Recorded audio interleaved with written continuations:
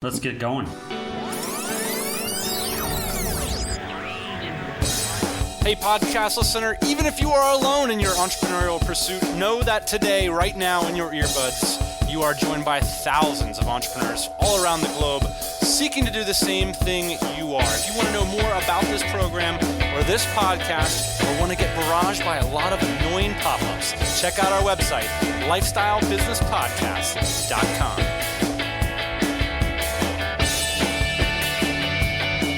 Yeah, buddy, it's Thursday morning. That means it's time for another Lifestyle Business Podcast. Today we're live and in the same room. This reminds me of remember those episodes we did in Thailand in that bungalow? Yeah, we're sitting on the beds in the room here trying to make it happen. You are joined, as you heard, by my captain, my co-hostess with the mostest, a man who's not PG in PG. You're a little bit of a swear bear buddy in real life. Yeah, I'm a little bit of a swear bear, and my environment. I'm a product of my environment. So we're in PG, and it's kind of cowboy country. We got a bunch of people here for the inaugural Tropical MBA. Yeah, it's been baller. We'll talk about that later in the episode, and we'll also talk about one way you can track your online businesses easily and simply, see where your revenue numbers are heading. Cheers to Alex from Winnipeg, Canada. He says he was listening to, he couldn't get out of the tourist bus at the gates of Machu Picchu because he's rocking the first 50 podcast episodes, which you can get at lifestylebusinesspodcast.com. Plus, take the Tropical MBA crash course, which I just put up there today. Yeah, this is a brand new thing. So you jump on it and you basically get a series of emails that point you to different lessons that we've learned in our business over the course of 2 weeks. Excellent. Booyah. All right, what's next? Let's do some meat and potatoes with listener questions. So we got a couple good ones. So for the meat and potatoes today, we're going to answer 2 listener questions about doing some business. And then we're going to talk a little bit about this Tropical MBA thing and the kind of the lessons that we've learned the first 6 or 7 days of being here in Puerto Galera. Let's get going. Alrighty, we got a question from Chris from the DC. He says that you guys are really adamant about this issue of if you're not a software developer, do not start a software business. We got a whole episode about this stuff.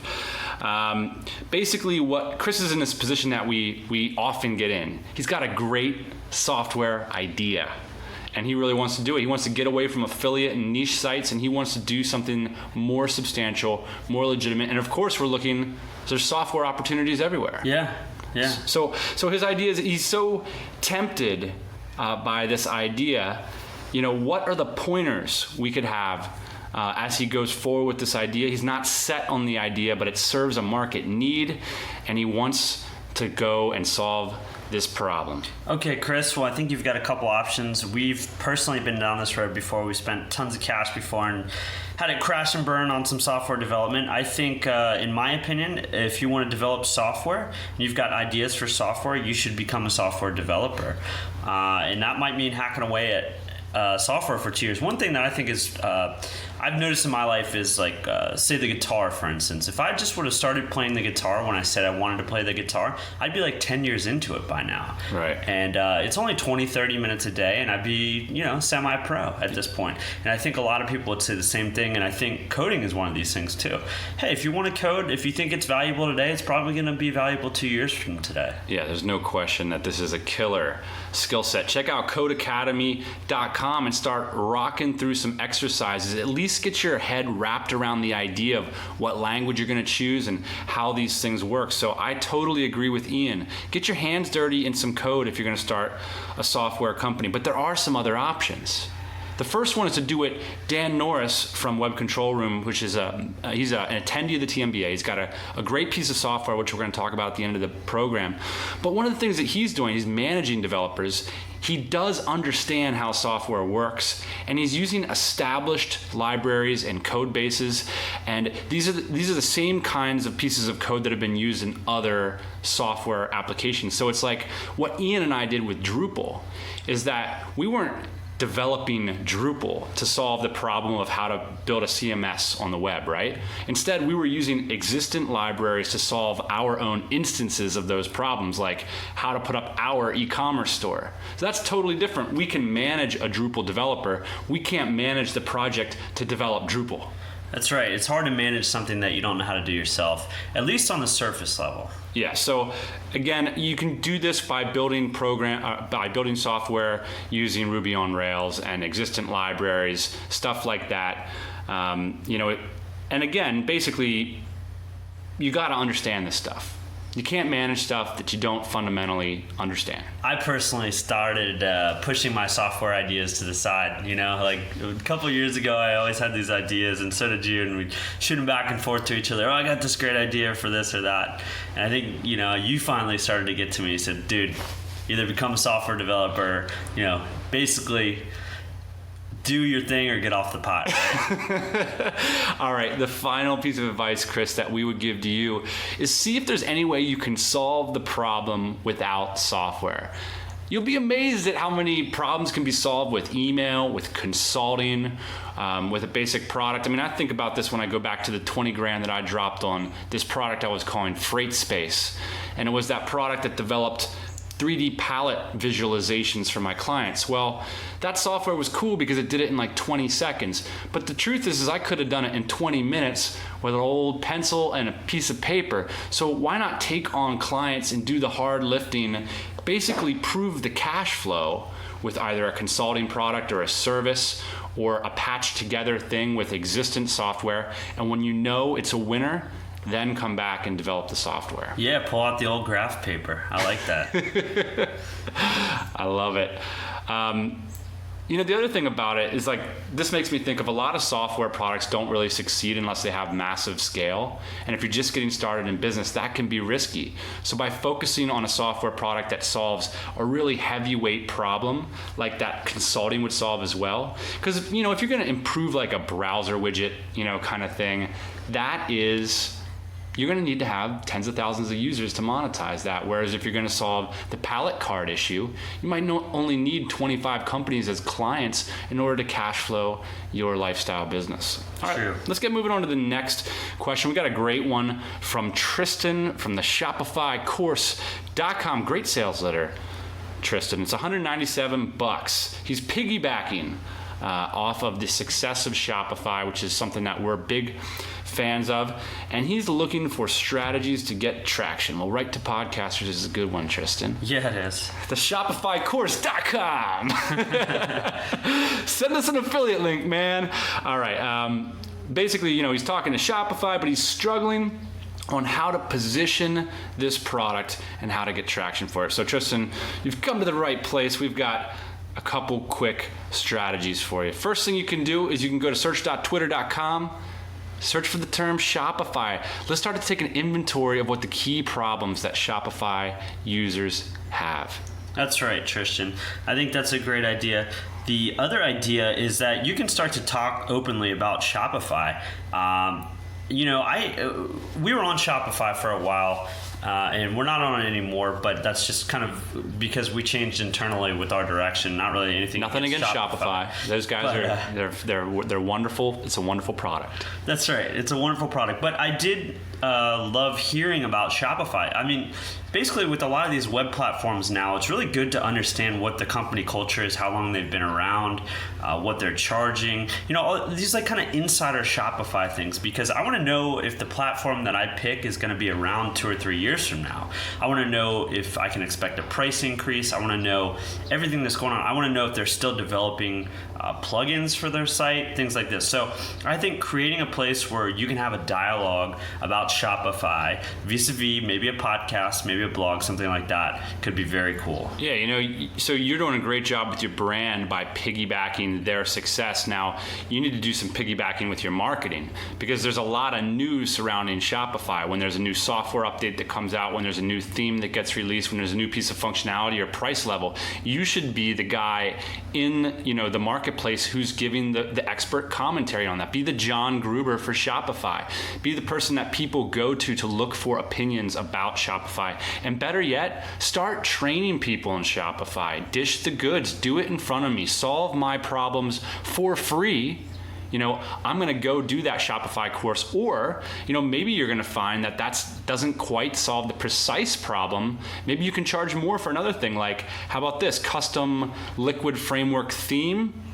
$19.97. Why am I going to pay you $1,000 premium? Because I trust you. You've taught me how to use Shopify, and I look to you to be the expert on this stuff. Yeah, I agree 100%. And I love the suggestion that we gave out a couple weeks ago. Of course I love it. We gave it out. But I love the idea of doing the work in front of me. The sales letter is awesome. You're doing a great job. I think you got to get a publishing platform in there and start piggybacking the timely marketing news. Be the voice of the marketplace, and people will buy your stuff. Speaking of crazy stuff, part of the reason our brains are so scrambled is we're having way too much fun here at the Tropical MBA. We had a party last night with Filipino local delicacies like the embryo inside the egg and chicken intestines and whatever. It was chicken awesome. Head. It was awesome. Yeah, it was great. We had a band. We had a live band. It was by the ocean. It was a pretty magical evening, but it lasted a long time. A little too long. A little too long. It lasted a little bit too long. So everybody's a little bit slow to come to breakfast this morning. So for those of you that don't know, the Tropical MBA Startup Summer was something that was started on this podcast as a whim. We basically just said, do people want to come join us, build businesses with us, in the Philippines? And we had basically two open questions when we came here. Number one is, are we going to enjoy doing this kind of work? We didn't really know if we were going to enjoy hanging out with the podcast listeners full time. It's kind of like a summer camp situation. You want to make sure you're hanging with some cool people. This is exactly what one of the guys here said is, I never got to go to summer camp, and this is summer camp. And it's true. This does feel a little bit like summer camp. It's cool. And the second thing we were, thinking about when we came here is, are people going to find it valuable? Because people are making a big sacrifice to come here. It's a $2,000 price point. Plus they got to buy plane tickets, and they've got to take 2 weeks out of their lives to come here and hang out with us. So, we didn't really know whether people were going to think it's going to be cool. Right, and I think we're finding that most people find it very valuable that are here. I think people are making friends. I think, some potential partnerships could come out of this. I do think that this is solving some of the problem of entrepreneurial loneliness. I also think, one of the things that we're doing here, Dan, is we're doing MITs at the end of every day, most important tasks. And that really has, I think that's having a big impact on people. People basically write up on the board what their 1 to 3 most important tasks are for the day, and they get to cross those off. And there's like a huge accountability.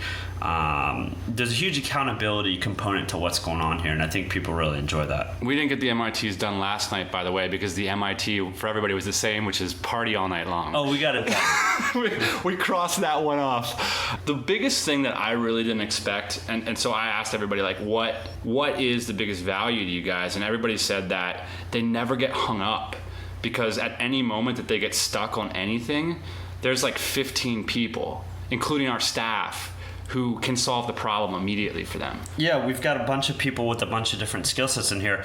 A lot of these businesses are very diverse. Some people are doing drop shipping e-commerce stores. Other people are doing apps. Yep. And we've got a couple other guys doing physical goods too. So it's really diverse, and people are coming with all different kinds of backgrounds. And so, we're not the only ones that are helping people here. Other people are helping each other. No, we're not the only $1 million business in the room either. So, there's definitely a lot of chops here. So, there's a sort of a more meta thing that I'm enjoying about doing this in-person coaching. Ian, we've been doing business for over 5 years now. That's right. And so, we've only been doing this Tropical MBA lifestyle business podcasting since the end of 2009. And this product, this kind of in-person product, the event, it's kind of like a conference/summer camp kind of thing. It's the first thing that really pulls together a lot of these open threads effectively. It's like, it's sort of like the ultimate expression of our brand so far. It's something that I feel like is sort of cohesive. Yeah. And I also think it's like something I feel like I could focus a lot of my energy on, and really sort of, a lot of entrepreneurs are hoping to find that one thing that they can pour all of their heart and soul into. And I don't know, I got a sense that this might be that. So speaking of that, let's do one on October 1st. Yeah, I think we are going to do another one because keep the dream alive. Yeah, it's really working out well. We're about through the first one, looking forward to the second one while we're here, and let's plan a third one. I think people have been asking for it, and we've got the infrastructure set up here. I think people are really enjoying the resort that we're in. It's awesome. Yeah, and the food is great. I mean, our friend basically runs this resort here, and she cooks the best food. It's amazing. And it's breakfast, lunch, and dinner. So everybody kind of thought they would lose weight coming to Asia, you know? Not at all. Not at all. All right, so let's not take up too much time with the sales pitch. If you go to I don't even want to call it a sales pitch. I mean, I think it's such a great value. I don't feel like I'm selling a product here. I feel like this is just, if you've got a new project or business that you want to get off the ground, or you got some vacation time and you want to do something like really productive with your vacation rather than maybe go down to the islands and just chill out, this is an amazing opportunity for all three categories of people. So we're going to do one from October 1st to October 15th. Or thereabouts. And for anybody who goes to this podcast post and signs up for the early action list, I'll write a sales page that just puts out like all the precise features of this particular event, and then that'll be it. The last one sold out in 24 hours or 36 hours. I mean, it sold out almost. We had to like find more rooms. Yeah. So if you're interested in it, we'll put that offer up in the next few days, and that's that. Cool. Yeah, all right, so let's get moving on to just the tips. Wait a second. I actually got a joke today. Wait, what? Yeah, I know. Just when we got rid of the joke section, I came across a funny joke. So I was trolling Reddit, as I do for about 6 hours a day. Right. And so I saw a joke on Twitter that somebody had posted on Reddit. And it said, I saw a bird today. It crapped on a smart car. Totaled it. The interesting part about the joke is that's such a you joke, dude. I love it. Yeah. So Smart actually responded on Twitter, and they said no, actually, like it would take 40,000 birds to total the car. So I thought that was pretty funny. All right, so we're gonna pimp one of the startups here. Eventually, we'll have Dan Norris onto the podcast program, but he's doing a startup called webcontrolroom.com, and I'm actually a passionate user, a beta user basically, and I think you guys should be too. Check out webcontrolroom.com. It's basically a collection of APIs. It's 100% free.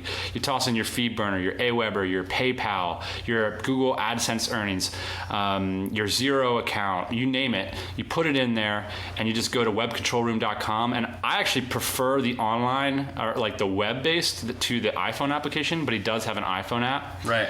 But you basically get to see where you're at. And that's like super useful to me. Like I get to see where our PayPal account is. I get to see how many emails, have come through. These kinds of things are awesome metrics and can help you make strategic decisions about your business. We're seeing what Dan's doing here with the program. Over the next few months, it's going to evolve pretty radically and get much more useful so people can make strategic decisions. We were trying to make a strategic decision the other day about one of our businesses, Ian, and I was in friggin' PayPal for like 2 hours pulling out data about a spreadsheet just so we can get an idea about projections of growth. That's such a simple thing. That should be able to be solved for free by a simple web app, and Dan Norris is doing it. Yeah, so if you do download Web Control Room, I'm sure Dan would love to hear your feedback because it's a brand new product. Absolutely, and today we're going to play you guys out with some butter music from SBDRKT. Can you think of a worse freaking name for a music group? This song is called Pharaohs, and Ian and I like to put it in the beats. Oh yeah, hits so hard. Drink some coffee or tea in Ian's case and get some work done. And man, we have just not gotten any work done since we came to PG. It's a lot more fun to work on other people's businesses than it is to work on our own. That's for damn That's sure. what we're finding.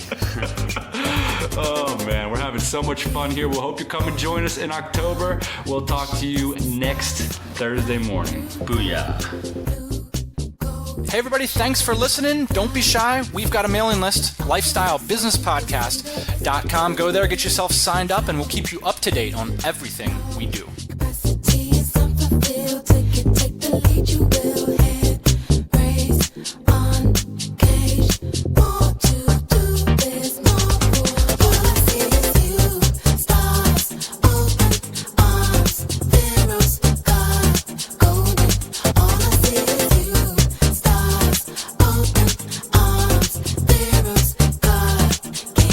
Queen. Yeah. My brains are absolutely scrambled.